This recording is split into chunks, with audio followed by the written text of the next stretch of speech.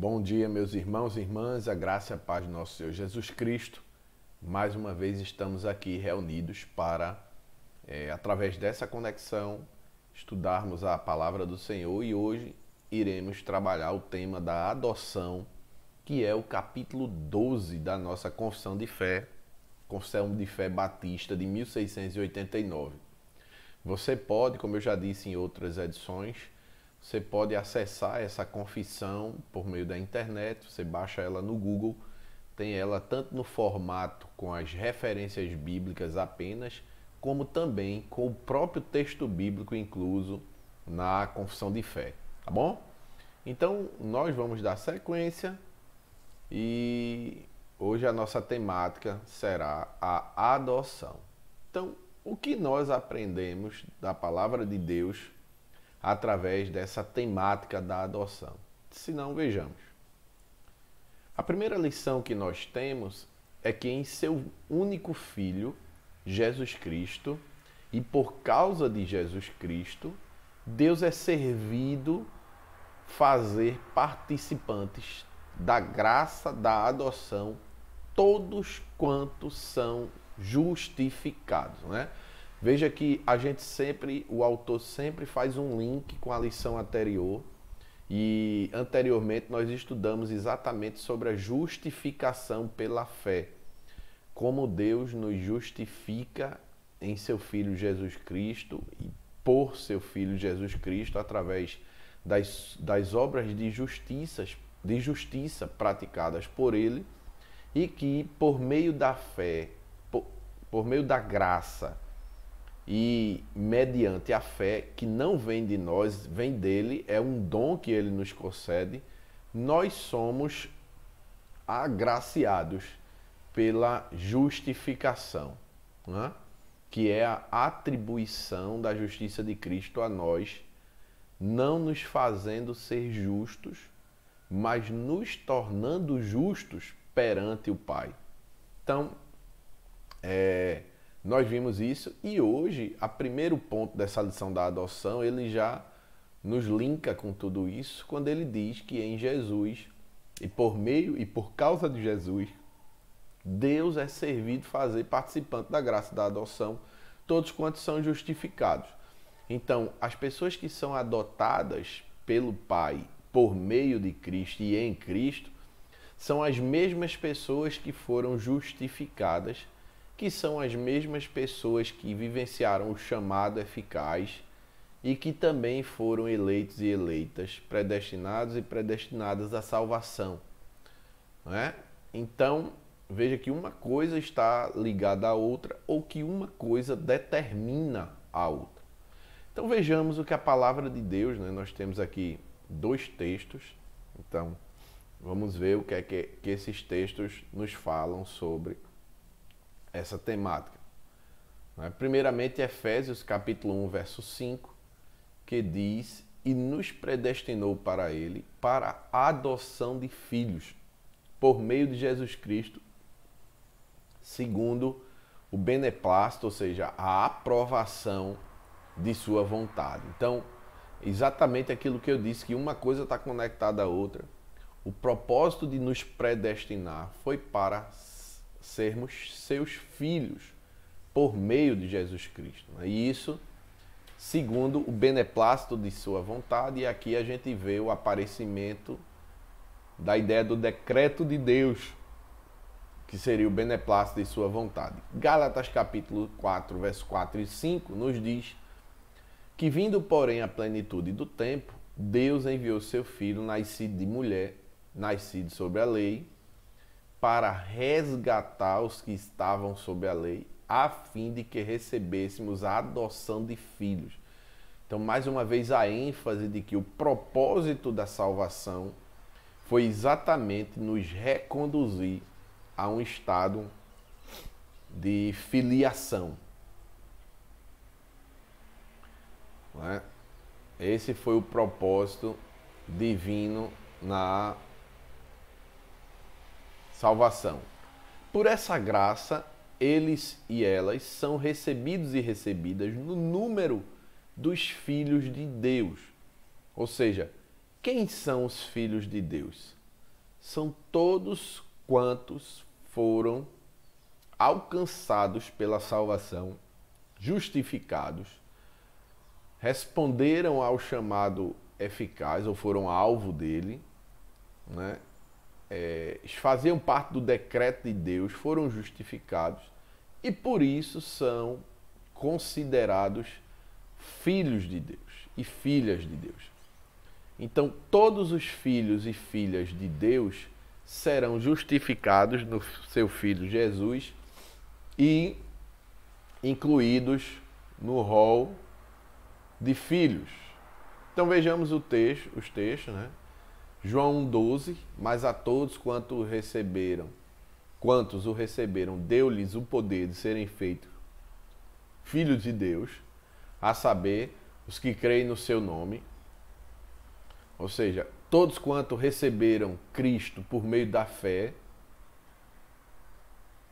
foram salvos, né? Receberam o poder, né? Lhes foi outorgado o poder de serem feitos filhos de Deus. Então, mais uma vez, a ênfase de que a adoção está para aqueles que foram alcançados pela graça e pela fé. Romanos 8,17 diz: ora, se somos filhos, somos também herdeiros, herdeiros de Deus e co-herdeiros com Cristo, se com ele sofrermos, para que também com ele sejamos glorificados. Então aqui ele está falando não só da filiação, mas da consequência de ser filho. É que se eu também sou filho, eu também sou herdeiro, né? Então isso é uma consequência. Mas também ele inclui que nós seguiremos os passos de Cristo. Então, se com ele sofremos, também com ele seremos glorificados, né? Então, é essa a ideia de que nós viveremos o caminho de Cristo, que é um caminho de sofrimento, né? A porta é apertada e o caminho é estreito. Então, essa a ênfase. Terceira lição, ela nos diz: e desfrutam das liberdades, ou seja, além da graça que nós recebemos por meio da filiação e a herança, desfrutam das liberdades e privilégios dessa condição. Recebem sobre si o nome de Deus. Ou seja, nos tornarmos ou recebermos da parte de Deus esse título de filho, filha de Deus, faz com que a gente desfrute do privilégio de ser filho e filha, assim como das liberdades de ser filho e filha. E, além de tudo isso, recebemos sobre nós o nome de Deus, o nome do Senhor. Então vamos ver o que é que os textos nos ensinam acerca disso. 2 Coríntios capítulo 6, verso 18 diz: serei vosso pai e vós sereis para mim filhos e filhas, diz o Senhor Todo-Poderoso. Seremos incluídos então nessa relação de paternidade e filiação. E ao vencedor, Apocalipse 3,12, falo-ei coluna no santuário do meu Deus, e daí jamais sairá. Gravarei também sobre ele o nome do meu Deus, o nome da cidade do meu Deus, a nova Jerusalém que desce do céu, vinda da parte do meu Deus, e o meu novo nome. Então, seria essa ideia de receber da parte de Deus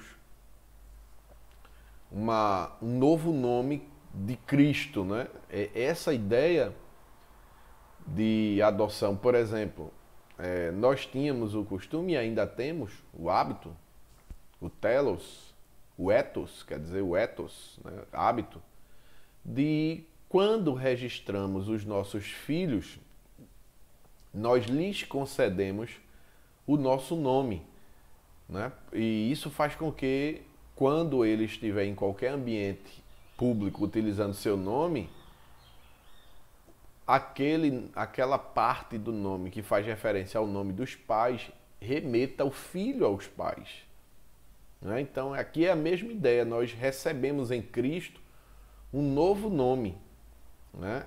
E seremos coluna no santuário de Deus, né? Ou participantes desse edifício. Paulo usa essa metáfora na perspectiva de um edifício, né? Dizemos que nós somos tijolos desse edifício, né? Então nós participamos desse reino de Deus e jamais seremos tirados de lá. Aqui está também a perspectiva da perseverança dos santos. Nós, ora, salvos, filhos e filhas, jamais deixaremos de ser, né? E estaremos lá até a vinda do nosso Senhor Jesus Cristo, né? Ou seja, estaremos durante toda a eternidade com o nosso Deus e Pai, por causa dessa promessa que Ele nos concede. Quarta lição, também recebem o espírito de adoção, né? Também recebemos aí o princípio de adoção, o espírito de adoção. Romanos capítulo 8, verso 15 diz: porque não recebestes o espírito não recebesse espírito, o de escravidão, para viverdes outra vez atemorizados, mas recebestes o espírito de adoção, baseado no qual clamamos Abba Pai, né? Essa concepção de se relacionar com Deus agora como nosso Pai, né? E essa ideia, muitas pessoas trabalham aqui a ideia de um conversar, um dialogar com intimidade, né? A ideia do Abba Pai. E Efésios 2:8, porque por ele ambos temos acesso ao Pai em um Espírito, ou seja, no Espírito Santo. Por meio do Espírito Santo, nós temos acesso ao Pai, né? É Ele quem aplica em nós a obra da adoção, né? Ele quem aplica em nós toda a obra de redenção. É por meio da presença do Espírito Santo, né? Quinto lugar, também temos acesso com ousadia ao trono da graça e clamamos Abba Pai. Ou seja, o fato de irmos até a presença de Deus, ele é o resultado dessa adoção concedida a nós pelo Pai. Então é por meio dessa adoção que nós temos acesso a Deus. Gálatas capítulo 4, verso 6 diz: e porque vós sois filhos, Deus enviou aos nossos corações o Espírito de seu Filho, que clama Abba Pai. Então veja, pelo fato de nos tornarmos filhos de Deus, Deus nos concedeu o seu Espírito Santo, e é por meio do Espírito Santo que nós clamamos Abba Pai. Então veja a importância da atuação do Espírito Santo na obra da redenção, né? Mais uma vez aqui isso é exposto. E Efésios capítulo 2, verso 18, diz: porque por ele ambos temos acesso ao Pai em um Espírito, né? Ambos temos acesso ao Pai por um Espírito. Em um Espírito, quer dizer, que é o Espírito de Deus.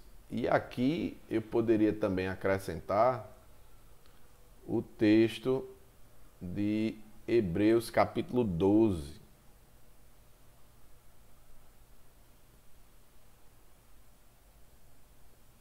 Vamos ver aqui, Hebreus.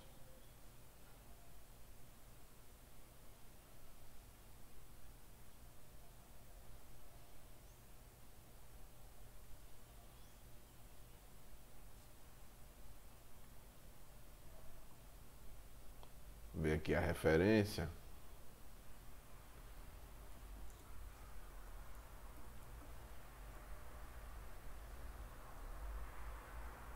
É Hebreus capítulo 10, versículo 19, onde diz: tendo, pois, irmãos, ousadia para entrar no santuário pelo sangue de Jesus, pelo novo e vivo caminho que ele nos consagrou pelo véu, isto é, pela sua carne. Isso também é outra consequência da adoção, né? É que nós agora temos livre acesso ao Pai, livre acesso ao trono da graça, livre acesso ao Senhor, por meio de Jesus Cristo, por meio da adoção.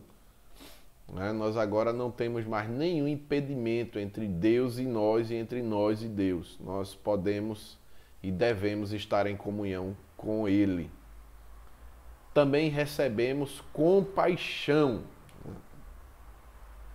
Salmo capítulo 3, 103, verso 13, diz: como um pai que se compadece de seus filhos, assim o Senhor se compadece dos que o temem, né? Ou seja, o Senhor nos vê em nossas fraquezas e tem compaixão de nós, né? Na Escritura, em alguns momentos, essa compaixão significa aquela dor estomacal, né? Aquela dor nas entranhas. Então, é representada às vezes por essa metáfora, essa figura de linguagem, né? Então, Deus tem compaixão por nós por causa da adoção. Também recebemos da parte de Deus proteção, afinal de contas nós nos tornamos filhos e filhas do Senhor. Provérbios capítulo 14, verso 26 diz: nós temos do Senhor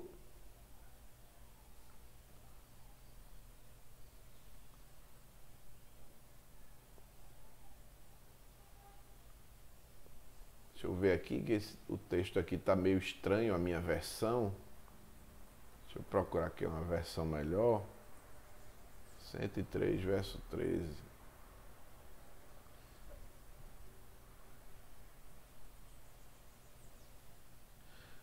Pronto, na ACF aqui tem: assim como um pai se compadece de seus filhos, assim o Senhor se compadece daqueles que o temem.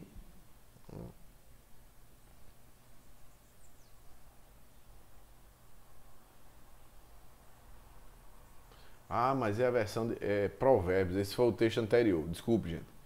Provérbios capítulo 14, verso 26 diz: é esse texto que está estranho aqui, é como se estivesse faltando uma parte. Então deixa eu buscar ele aqui. Provérbios capítulo 14, verso 26. Diz assim: no temor do Senhor há firme confiança, e ele será um refúgio para os seus filhos. O temor do Senhor, aí aqui já é o verso 27. O temor do Senhor é fonte de vida para desviar. Então, aquele que teme ao Senhor possui uma fortaleza segura, refúgio para os seus filhos, né? Essa ideia de fortaleza e de refúgio é exatamente a perspectiva de uma habitação segura, onde nós estamos protegidos e protegidas de todo o mal. Não é que o mal não nos alcance, mas é que, ainda que ele nos alcance, nós estamos guardados e guardadas em Deus, né? É isso que é a nossa proteção. Ele também é a provisão das nossas necessidades. 1 Pedro, capítulo 1, verso 5, 1 Pedro, capítulo 5, verso 7, nos diz: lançando sobre ele toda a vossa ansiedade, porque ele tem cuidado de vós. Ora, se ele é nosso Pai, né, a Bíblia nos orienta a colocar diante dele as nossas necessidades. Até mesmo lá, quando Jesus está ensinando sobre a oração do Pai Nosso, a partir do verso 9 do capítulo 6 de Mateus, antes disso ele diz que antes de nós falarmos, ele já conhece todas as nossas necessidades. Por isso que nós não devemos ficar com vãs repetições. Não se faz necessário, ele já sabe. Basta a gente clamar, orar, que ele há de nos responder. E dentro da oração do Pai Nosso, tem lá 3 petições vinculadas às nossas necessidades. Né? O pão nosso de cada dia dá-nos hoje, perdoai as nossas ofensas e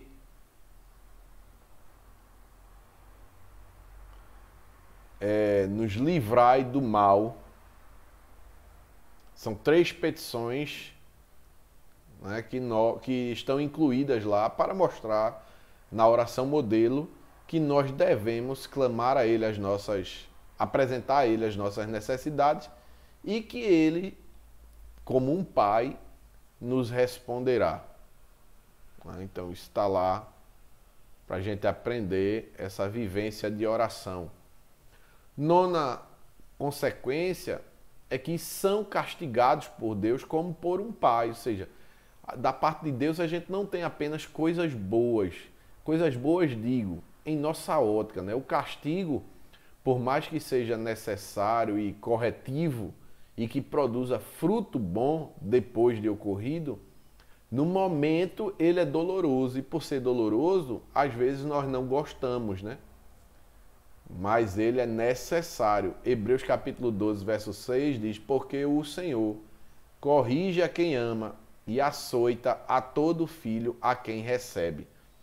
Então veja, a gente pode não gostar, né? Porque é doloroso, porque vai nos levar a renunciar a alguma coisa errada que nós estamos fazendo e que de certa forma pode estar gerando algum tipo de prazer a nós, mas é um mal necessário neste caso. O sofrimento resultante da correção divina é um mal necessário, né, que nós precisamos vivenciar. 10ª lição: porém, jamais serão lançados fora. Ou seja, o fato de sermos punidos por Deus como um pai pune um filho, não implica que Deus nos abandonará ou que Deus nos lançará fora dessa relação filial que nós temos com Ele. Isaías 54, 8 e 9 diz: no ímpeto de indignação escondi de ti a minha face por um momento, mas com misericórdia eterna me compadeço de ti, diz o Senhor, o teu Redentor. Porque isto é para mim como as águas de Noé, pois jurei que as águas de Noé não mais inundariam a terra. E assim jurei que não mais me iraria contra ti, nem te repreenderia. Então, esse texto Deus está mostrando que no momento em que nós pecamos, nos desviamos da verdade, Ele tem aquele ímpeto, né, de ira, mas ao mesmo tempo Ele tem misericórdia, né? Porque Ele prometeu que não nos julgaria mais por meio do dilúvio. Então, por isso, Ele traz esse exemplo, né? Por isso, Ele tem esse momento de querer virar o rosto para nós, mas ao mesmo tempo Ele tem a misericórdia sendo derramada sobre nossas vidas. Lamentações 3:31 diz: o Senhor não rejeitará para sempre, né?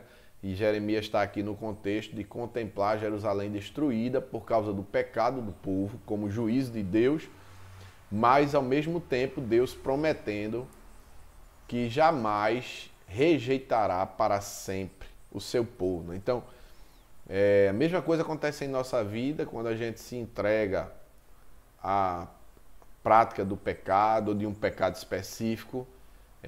Nós passamos um tempo aí de apatia e longe do Senhor,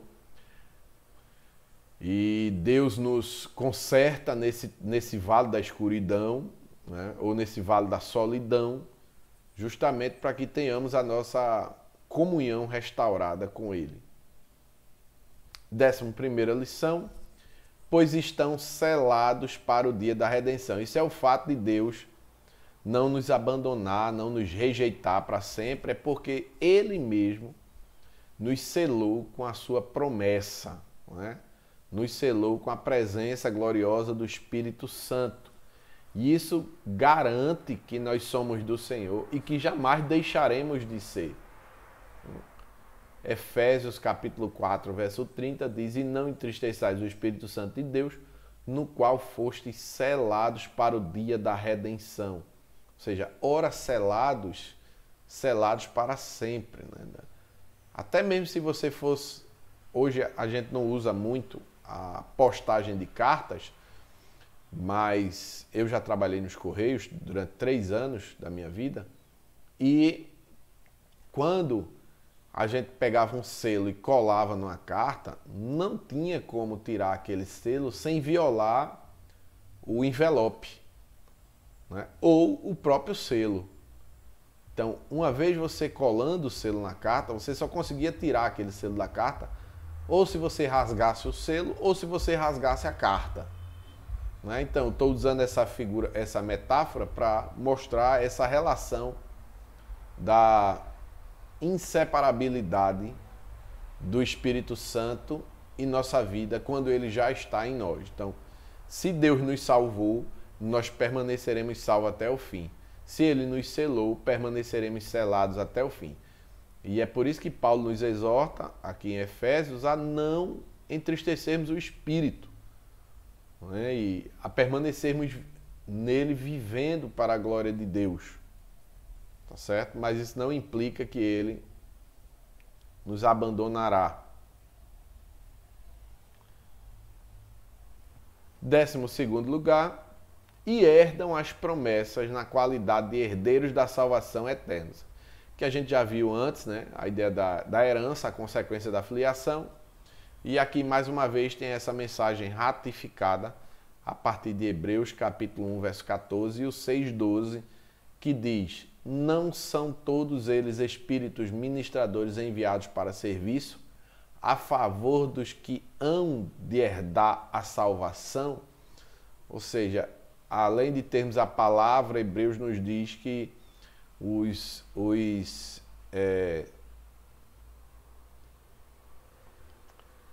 que nós temos essa atuação dos espíritos ministradores, né? Então, a serviço a favor dos que hão de herdar. Deus disponibiliza, né, esse serviço para nos auxiliar a permanecer de pé até o dia do resgate do Senhor. E no capítulo 6, verso 12, diz: para que não vos torneis indolentes, mas imitadores daqueles que pela fé e pela longanimidade herdam as promessas de Deus, né? Então, nós temos aí mais uma vez a ideia, a perspectiva de que nós, em Cristo, como seus filhos, por meio da obra do Senhor Jesus, através da operação do Espírito Santo, nós nos tornamos filhos de Deus, herdeiros e co-herdeiros, tanto das suas promessas, quanto da sua própria herança, né? Então, louvado seja Deus, irmão e irmã, por essa lição da adoção.